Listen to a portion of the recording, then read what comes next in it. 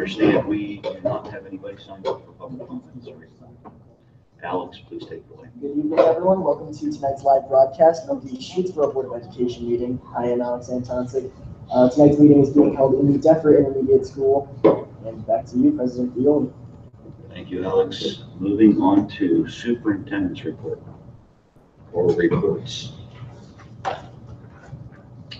Thank you, Mr. President. I hope everyone's enjoying the air conditioning. This is the first time that you've been in this building since it's been fixed. So I actually think it's kind of cold in here. So it's working well. It's working well. So it's doing what it's supposed to be doing. I think it's actually working more efficiently than probably the last 7 or 8 years. So, okay. So to begin my report, we typically in the past, since I've been superintendent, we've done what is called a promising practice, where we've highlighted some of the different things that are going on around the district. So the administrative team and I decided to take a new approach, and we're going to do something called Did You Know? And so the idea each month is we're going to highlight something. It might be small, it might be something, a big initiative, but we're going to do something that typically you would not know or hear about. So we're going to kind of change that again so that the public can be aware of. There are a lot of great things going on in our schools. Some are small, some are big. So most of them are student-centered, but sometimes they're staff-centered as well. So our first Did You Know is not going to be student-centered this month. It's actually going to highlight a staff member. And unfortunately, Mr. TV Paul is not here, but I'm going to highlight Mr. TV Paul as Did You Know? And so did you guys know that Randy recently completed his Certified Master Athletic Administrative credential, and he was officially awarded that on August 20th of 2018. And it's pretty significant. Back in 2009, he received his Certified Athletic Administrative certification. Those 2 certificates are not required for athletic directors, but they're encouraged, and they're a lot of extra work. So back in 2009, he did 6 hours and six classes plus a 3-hour exam, which he passed, and he was awarded his CAA certification, Certified Athletic Administrative certification. Again, most of your ADs around the state don't even have that. It's representing a lot of extra work. And recently, Randy decided he wanted to go for his Certified Master Athletic Administrator. And so what he had to do is he actually had to complete 12 4-hour courses. He had to do a very long project. It ended up being 13 pages. It was a graduate level paper. And what he did, as you guys know, Randy was heavily involved in our building project. So he used the basis of the building project for his in his membership on our core team for his paper. And he just recently took his test, and he was awarded his Certified Master Athletic Administrative credential.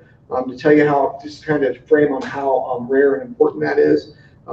In Ohio, we only have 23 certified master athletic administrators out of 800 school districts. So Randy is one of 23, and across the nation, representing thousands and thousands and thousands of schools, there are only 827 certified athletic administrators. So I wanted to highlight Randy as our first Did You Know, and kind of give a shout out to Randy. So I think that deserves a round of applause for Randy. Comments, board, questions?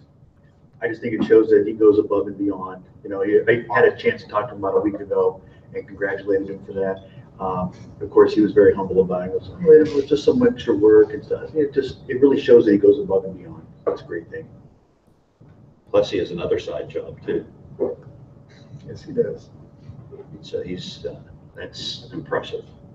Yeah, and his job through school year is very intensive evenings, nights and evenings, and so to fit this in, it's pretty impressive. Always with a smile on his face too. So great. All right, so moving on. As all of you know, we did not know that the report cards were going to be released today until earlier this week. We had looks at the preliminary data, so we had an idea what the report card was going to look like. But until they print it and publicize it, the metrics and the data can change. So we were not going to do a presentation tonight because the report card was literally released today, I think at 9 or 9:30 this morning. But Ariane and I had some discussion, and she put together a presentation for tonight. While she's coming up to the mic, I do want to point out that the data that you're going to see in the report card data that you're going to see, we do not believe is an accurate reflection of where our kids are in this district at all. So we're going to be working over the next month to put together a presentation for you and for the public, talking about why or where we think we are, where we know we are. And what's sad about this report card, and if you go on to Twitter as a primary place where a lot of superintendents air their opinions, superintendents across the entire state of Ohio are just screaming about this particular report card because, you know, every district, including ours and Ariane, will get into this in a minute, had significant improvement over last year. And yet, what does the state do when they do these report cards? They change the standards, they change the metrics, and then some of the data, which is why we weren't necessarily wanting to present tonight, doesn't even make sense. So actually, Ariane's going to be attending a conference, I think next week or in 2 weeks, next week, where she's going to get to ask a lot of questions about clarifying our data because it doesn't make sense from last year to this year. Because we had improvement, there were a couple areas where we didn't, but almost across the board, we had dramatic improvement, yet our report card didn't show it, and it doesn't make sense. So tonight, we're going to give you a pretty good review of the report card and some areas that we improved. Ariane's going to show some things that call us to question, but what I want to say is that our teachers, our administrators, our staff members are working really, really, really hard. And I don't think that this report card shows that. And that's what makes me upset as a district superintendent, because this is our society is so programmed into looking at an A, B, C, D, or F, and that's all they look at. And they don't know what's behind that data and the work we're doing. So you guys know a lot of the work we're doing, but we're going to put together something for next month that highlight the things that we're doing to attack each one of these areas. And you also know that with continuous improvement, it takes time. You implement a change, you implement a program, you're not going to see dramatic results immediately. It's going to take time. And then one other quick thing before I hand this over to Ariane. You know, this district 3 years ago was a Momentum Award winner.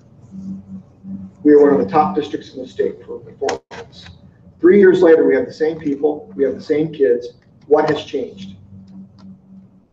The testing changed. The testing changed and the standards changed. So we go from A's and B's to what you're going to see now. It doesn't make sense. So with that, Ariane, I'm going to go ahead and hand it over to you. Do you want this? Sure.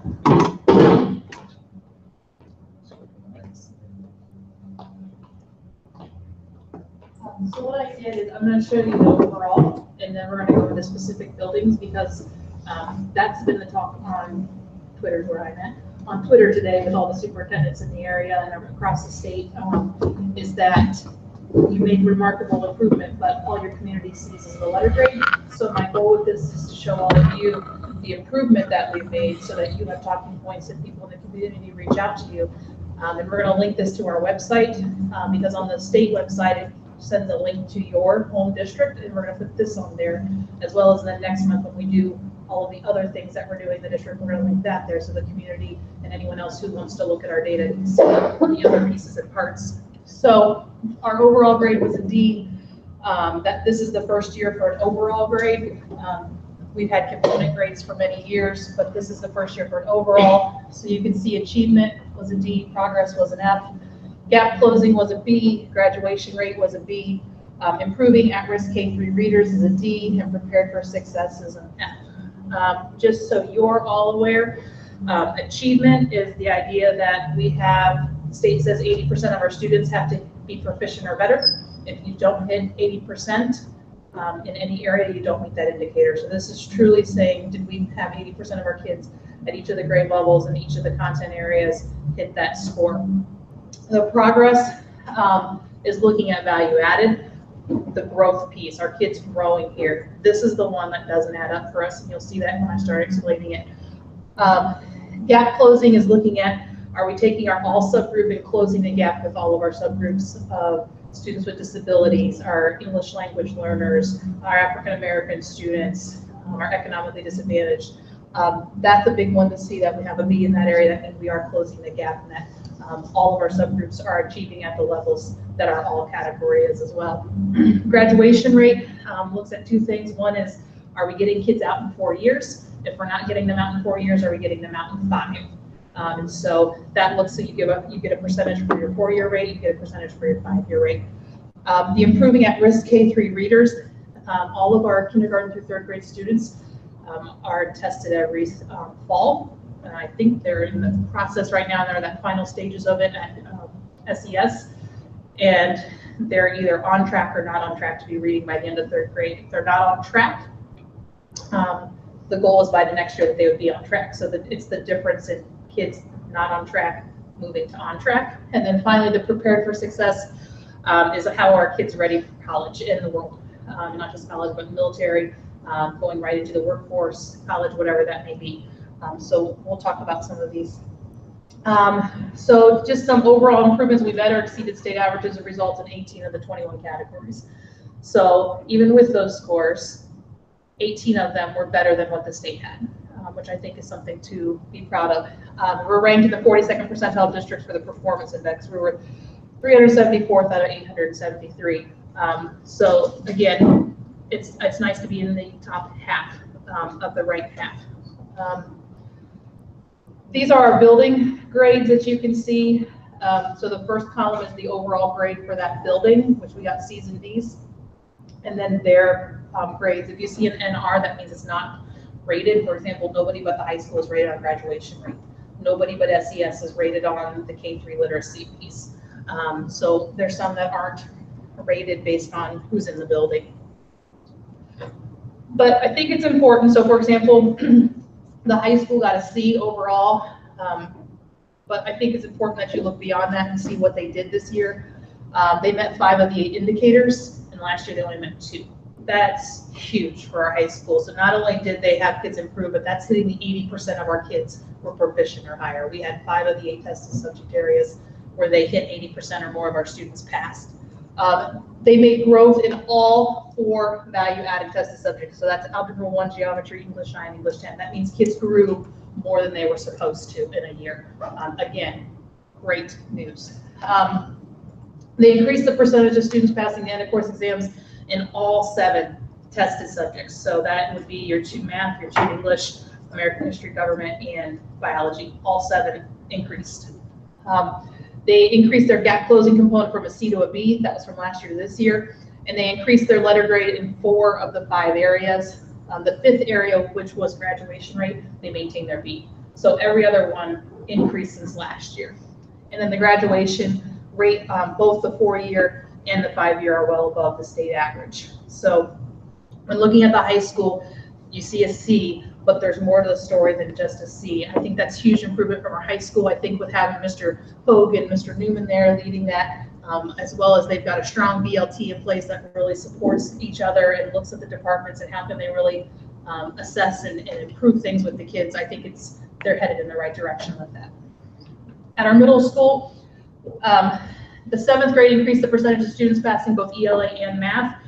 Again, they were above state averages and also increased just from last year from the building. Both math and reading value-added scores increased across both grade levels. So again, this is only looking at 7th and 8th, even though this year our building is a 6th, 7th, 8th. This is only looking at 7th and 8th grade from last year. So 6th grade will still be with Deppers results that we'll look at in a minute. But again, the idea of both grade levels, all the subjects increasing in their growth and kids learning more than what they've done in previous years is huge. And then they increased their gap closing from an F to a B in 1 year. So I think that with what Mr. Suber has been doing, and then Lindsay now moving over to the middle school, I think is going to be great. And again, that staff is a tight staff. They've been together a long time. They hold each other accountable. And I think that just the little bit that we're seeing here is going to continue. So at Depper, their gap closing moved from an F to a C in 1 year. Their attendance rate increased to 96.1%. And some people may say, well, what's the big deal about that? But our kids are going to be able to do well if they're here, one, and if they're here, that also means they want to be here. And so they're not, Mom, I'm sick, and because they don't want to be here. They want to be here. 96.1% is huge. 4th grade, increase in the value-added scores for both math and language arts. Increase in value-added scores for 5th grade language arts and science, as well as 6th grade math. So if you see, I keep saying all these increases in value-added, and this is why our progress piece doesn't add up. because there are 3 areas that we didn't have an increase. And so how we've had an increase in every single subject area, every grade level, with the exception of 3 specific, it's not even for a whole grade level, it's like a piece of a grade level, did not make growth.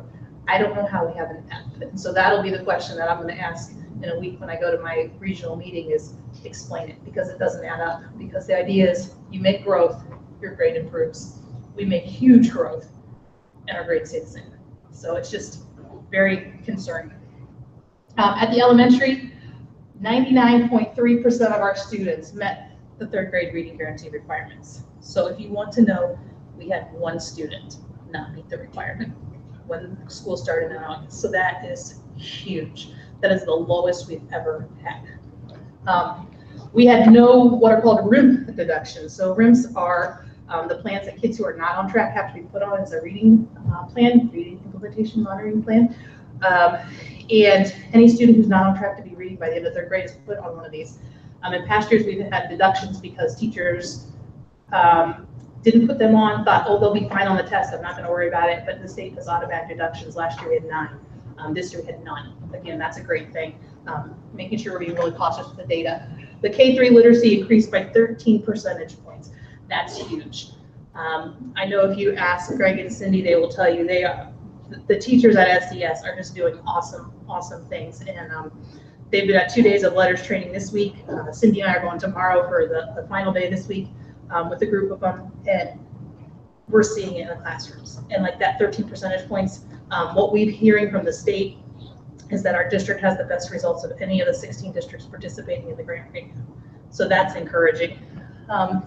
Gap closing increased from a B to an A, and their attendance rate increased to 96.6 as well. So again, kids want to be there. When they're there, we can help and we can intervene, we can enrich, things like that. So just to give you an idea, because I think sometimes it's good to put things into perspective around the county, 11 districts in our county, 1 had an A, 8 had C's, 2 had D's. That's what our county shook up like. I think it's important though when you're looking at some of this data also just to kind of like makes you scratch your head. So K-3 literacy, 1 district, which was Southeast, got a B. Everybody else got a C or a D. So it makes you kind of scratch your head about what's going on, how are we measuring our kids if that many districts are getting that poor of a grade. Prepared for success, 1 district, Aurora, got a B in the area, everybody else got a D or an F. So again, it's like, what are we looking at? Achievement, 1 B, 10 C's, and D's. So again, it's just something that you just look at and you just shake your head because it doesn't make sense. So for the areas we missed, I think that you should know this. 5th grade English language arts, our score was at 69.9%. The state score was at 70. We missed it by 1/10 of a point. So I mean, we're talking less than a kid. 6th grade math, they were under the state average for our 6th grade math scores. But if you look at the state put out this little handy dandy thing online today. Overall, the entire 6th grade math declined across the state. And then the prepared for success data is actually 2 years old. That is on this year's report card, which is frustrating. And so the way you make this is if your kids take the ACT, the SAT, they're in IB programs, AP programs, if they take an industry credentialed test. Those are the only ways you can get points in this category. So we're looking at kids from 2 years ago before we started implementing that all of our kids take the SAT. So that's going to be an automatic increase in our scores for future years. But the data we're looking at for this year's report